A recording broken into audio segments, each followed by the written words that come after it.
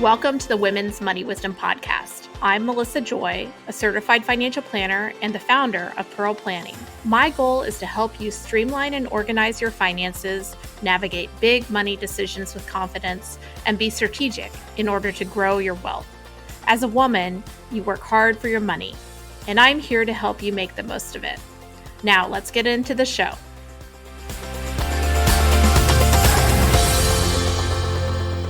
I know that many people as investors wonder, what is their money doing? Is it helping or hurting the world? It's a common conversation that we have with people who are investing with us. And so today I want to take that conversation over decades and talk about the evolution of human rights in investing. And with that, we can talk about a story of ESG investing in a way that's quite practical. And I'm bringing back our special guest, William F. Schulz. Bill has been a former guest on the podcast recently, where we talked about his experiences as executive director of Amnesty International USA. And he's also a friend of Pearl Planning. And so we will make sure to link to that show because I think it would be great if you were able to listen to both. And then we're going to carry on the conversation to talk about some of the economic impact of changing corporate attitudes and policies, as well as women in leadership. So, Bill, welcome back to the podcast. Thank you, Melissa. Always good to be with you. When we talked about recording an episode, we decided to break it into two because there is just so much that we would are able to cover. And I know there is even more. Anyone who's listening, if you didn't hear my plug for Bill's memoir in our last episode, I guess we could start just there because I really want people to consider reading the book. Can you tell us a little bit about your most recent publication? Yes, well, I served for 12 years as executive director of Amnesty International USA, which is the largest, the oldest, in some ways the most influential human rights organization. And that was a very demanding period for human rights. Right after I became executive director, the Rwandan genocide occurred in 1994. We went through all of the issues here in the United States around the response to 9/11, including the torture that the U.S. was engaged in at Abu Ghraib. It was a very complex and controversial era. And so I have recently written a book which is called Reversing the Rivers, a memoir of history, hope, and human rights, about those 12 years from 1994 to 2006. That I was in the midst of the maelstrom, as I put it, both here and overseas. And it's available from Penn Press, the University of Pennsylvania Press. Well, we'll make it easy for you to find it if you're listening because we'll have it in the show notes. But one of the things that impressed upon me was the conversation about different levers that can be pulled to influence action when it comes to human rights. And those levers. You knew heads of state, you were working with celebrities, but you also know that money talks, and sometimes it's corporations that can have an impact. Can you tell me the differences between those kind of areas of opportunity or the way the world works when it comes to influencing change? Yes, well, I would say that there are about a half a dozen drivers of political and social change and now environmental change as well. Often it starts at the grassroots with aggrieved people, with people who have themselves experienced various human rights violations. It includes, of course, national governments, including the U.S., which can be very influential in that respect. It includes international instruments, especially through the United Nations or the international judicial system. It can include nonprofit organizations, the NGO world as well. But it also can profoundly and importantly include business, corporations. I would say that the movement for responsible investing and the movement for social responsibility, while it goes back at least 50 years, has not really emerged in its prime until the last 20 years or so. And in part, that was because corporations found themselves in some embarrassing situations, certainly around apartheid, for example, in the fall of apartheid. There was a lot of pressure on corporations that had invested in South Africa to divest of their holdings there. In 1994, Ken Saro-Wiwa in Nigeria was an activist in the Delta region of Nigeria who was standing up for the Ngoni people and asking that Shell Oil, which had invested in the Delta region, that Shell Oil do what it could to make sure that profits were spread beyond the corrupt government in Nigeria. And Sarawi was ultimately executed. And that was a very serious mark against Shell Oil because it had failed to step up in that respect. And then, of course, the whole area of labor trafficking, of the fact that retail industries, until the last 20 years or so, did not monitor their supply chain very adequately to see whether children were being utilized in their some of the factories that were supplying their products. That, of course, had a profound influence. And for a while, it darkened the name of Nike in that respect. But I would say that over the last 20 or 25 years, many corporations have stepped up in very important ways and recognized that this is not just a moral obligation, but that human rights are good for business. And if we understand one thing about international investments, we know that without a free press, for example, to expose corruption in a country, without an independent judicial system to enforce contracts fairly in a country overseas, without a recognition that rules have to be transparent, that a corporation can't operate in China if it doesn't know what the rules are. All of those, I think, as well as, of course, the understanding of reputational damage that can occur if corporations become associated with some human rights crimes, all of that, I think, has convinced business to be far more proactive. And certainly in the retail field, we've seen monitoring take place. Sometimes it's not adequate, but often retail corporate entities recognize that they need to monitor those supply chains, that they don't want to be involved with what is modern day slave labor, in effect, in many of the factories in places like Bangladesh. And so they've taken seriously that obligation. Sometimes corporations will even quietly intervene directly with governments if they realize that their own investments are being implicated in some kind of a crime. And occasionally, of course, they will pull out of a country. We've seen that happen in Russia in recent years with the Ukrainian war. American corporations recognized, and of course, in some ways they had to because it became illegal in certain respects to invest in Russia. But I think most corporations recognized that they didn't want to be associated with Vladimir Putin and his war in Ukraine. And so they divested themselves of those businesses, sometimes at a loss, yes, but often with a recognition that it, in the long run, is more expensive to stay and damage your reputation, your ability to understand contracts, to have them enforced equitably, than it is to get out. And so I think there are any number of important ways in which corporations can, and in many instances have, stepped up to the plate in terms of at least being another leverage point for the enforcement of human rights.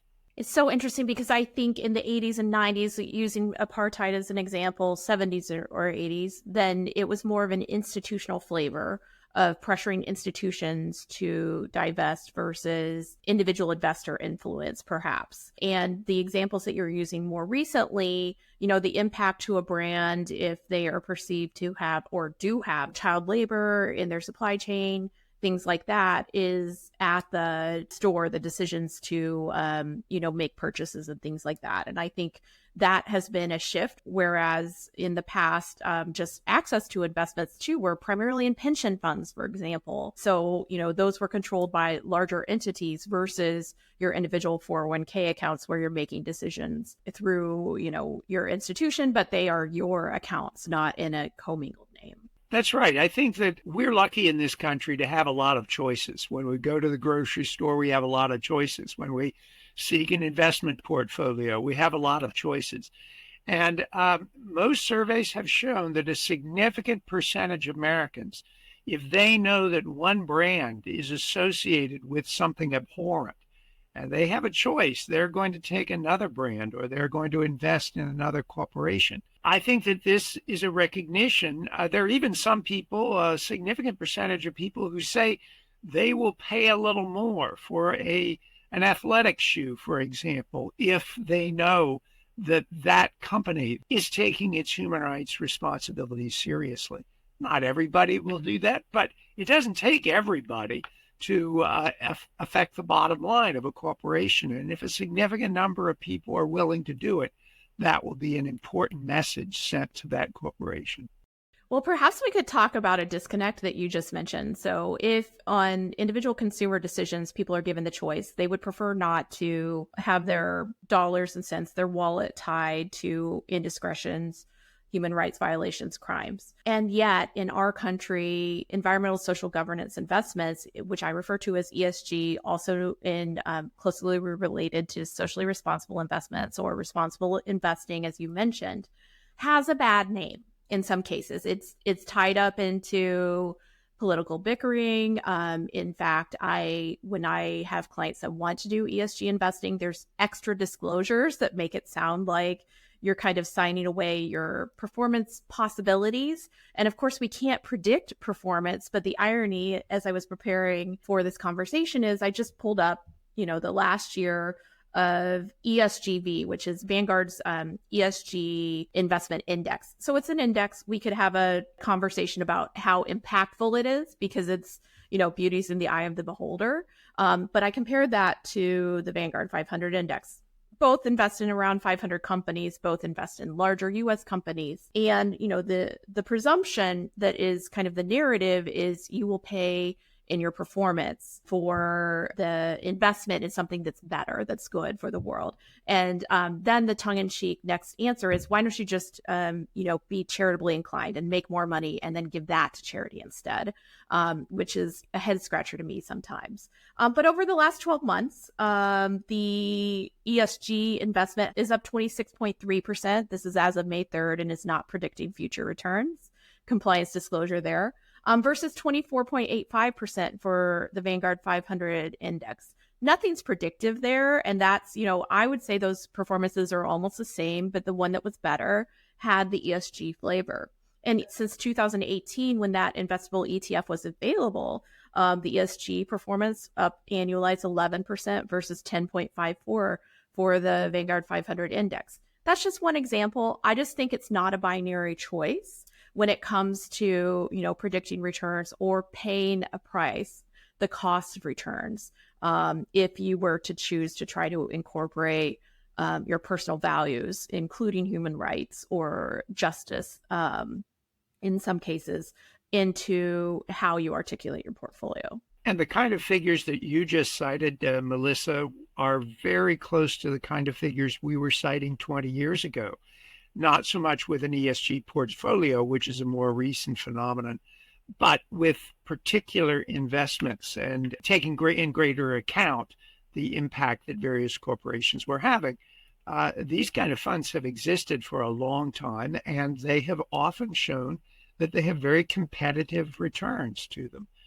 And that is an important thing because while, of course, any of us are potentially willing to take a small fall or a small diminished return on investment for our consciences and our morals, none of us want to take a huge dip in the return on investment as opposed to a 500 fund, for example. And the fact that these are competitive is very important from a practical, but also from an ethical point of view. I think one of the things that I think about as well is there's a different perception internationally to responsible investing versus in the US. So, and I use an example. I went to visit a friend who was living in Switzerland.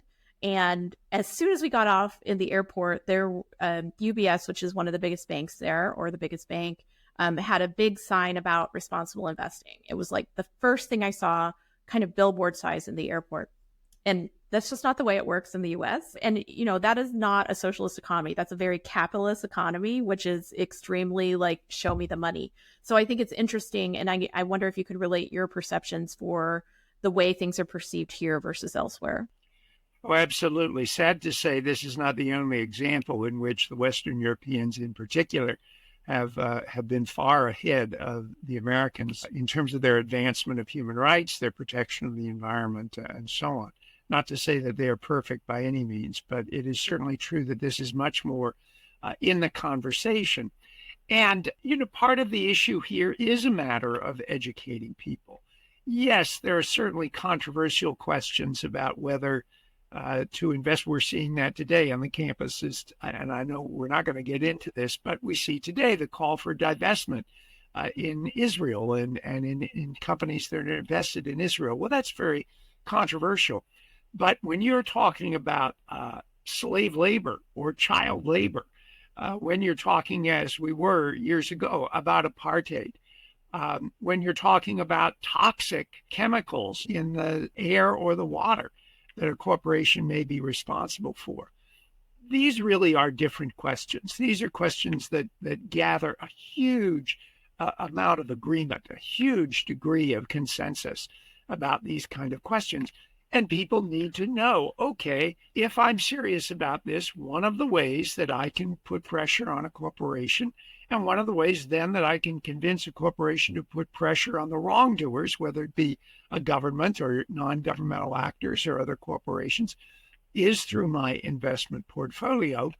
That's an important piece of education. And people like you who offer ESG are in a very important position in terms of educating people about those possibilities. I wanted to bring a few other examples that I thought of that may not be top of mind for people, but would be helpful in context of what you may or may not want to invest in. Some indexes or some investment funds have access to for-profit prison industries.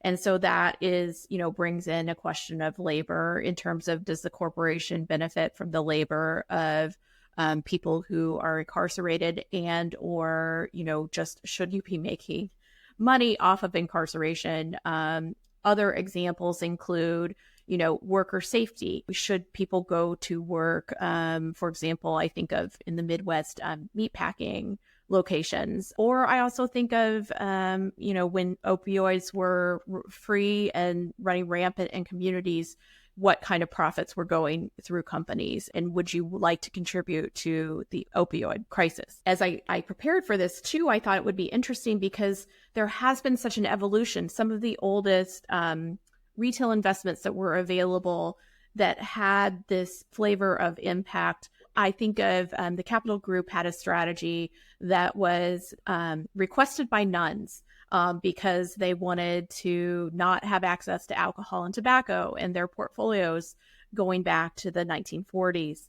And nowadays, though, there's a little more democratization in the ability to build investments. And at the end, since this is our podcast is the Women's Money Wisdom podcast, I'd love to talk about the role of women in human rights in general, but I have 3 strategies that I kind of wanted to pull out to just talk about some recently available strategies. And ironically, in a world where asset managers, portfolio managers are about 1% to 2% women, all of these strategies have portfolio managers and or creators who are women.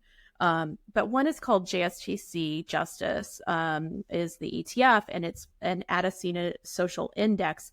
They have focused on the impact of investments in communities in terms of safety, environment, the toxic, kind of pollution that you described, Bill, as well as focusing on BIPOC access within companies, as well as their impact in communities. And they certainly are focused on, for example, for-profit prisons. And a past episode of the Women's Money Wisdom podcast included the group that created the strategy. And that's one kind of interesting, each of these examples are ETFs. So they just are a little bit easier to create and distribute. A second example is a good friend, Perth Toll, who is of Chinese descent. She was a financial advisor at Fidelity, who spent time in China visiting family and did not want, when investing in emerging markets, to have 30 to 40% of her investments going into China, where there is limited access to human rights and a lot of course, government control and other issues. And there just weren't options out there like there are more today because of strategies like hers. And so she created an index that helped to seek to invest in emerging markets that had more freedom, more capitalism. And a final example is a strategy that does invest similarly to our traditional indexes. It doesn't remove things, but then they work to improve governance and social access to companies through their voting. So they will team up with institutions in order to try to impact and change from within. And that strategy is called Vote. So like I said, all run by women, but these are newer strategies that are becoming available, and we don't just choose them based on what we think they're doing. We like to choose them based on what we think they can perform as well. So very interesting kind of area of evolution in investments in general that's coming at the same time that in some places ESG may have a bad name, although the results are not necessarily earning that reputation. Those are very exciting opportunities. And your reference to the voting reminds me that 40 years ago, when I was working with the Interfaith Center on Corporate Responsibility, often it was the lay religious women within the Catholic Church who were the most vocal in the stockholder meetings and in terms of making the concerns of consumers known to the corporations in one fashion or another. And they often had a very profound impact. So I think these are wonderful and exciting examples. You know, Milton Friedman is famous for having said that the only social responsibility a corporation has is to return the greatest profit for its shareholders. But I think more and more, both investors and corporations are recognizing that their own interests are implicated in having a clean environment around us. None of us are going to survive if the environment is degraded to the point where we can't live. And the same is true in many respects of some of the other concerns that ESG raises. So I'm delighted and excited by these opportunities, and I'm not at all surprised that they are led by women because my experience in the human rights movement, while of course the majority of human rights political prisoners or prisoners of conscience with whom I worked were men, that women had an enormous and have an enormous impact on all elements of social change, and that certainly includes human rights. Well, I think that one of the lessons that I apply, whether it's in financial planning, financial decision making, or investing, they're interwoven, is what is your time frame? And the longer you can have a time frame, often the more success, the less impulsive, the less impatient. It's not just the quarterly results. It's the results over time in terms of investments, because we don't tend to invest in things that we only want to own for months. We want to invest in things that we would prefer to own for years if given the choice. And so to me, some of that vision in the long term, if you add governance, social and environmental considerations, it helps to change your perspective to the longer term. You're looking at how a company will behave in 10 years, and you can still look at their quarterly results and the impact economically of today. But I do think the alignment of being encouraged to think longer term is a benefit and certainly a tailwind when it comes to the general way investors go about choosing their investments with that lens, an added under-discussed benefit. That is true in investing, and it's true in social change. We know that famously, Martin Luther King, quoting Theodore Parker, said, "The arc of the universe is long, but it bends toward justice." And Spinoza said, always take the view from eternity and recognize that you're not going to have immediate success or in this case, immediately good results in all cases, but over the long haul, the view looks far more promising. Well, I think that we could have this conversation all day. I love the work of philosophers, the work of social change agents can dovetail with conversations about investing. And in reality, investments are, an integral working part of the economy. They're a way for you to give back to yourself and earn money for yourself, but they also are what makes the world tick, makes the economy tick. So having the discussions about the reality of how they impact things, discussions like this, I think just bring more of the story that needs to to be at the table into conversations. So thank you for the opportunity to discuss this as a human rights expert and for me just as an investor. So I appreciate it, Bill. Thank you for the opportunity to spread the good word.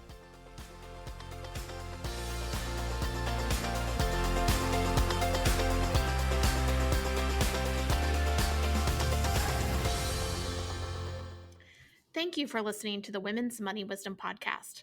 If you found value in this episode, the best way you can support the podcast is to forward an episode to a friend or leave a review. Go to pearlplan.com and the podcast link to get all the resources and links mentioned.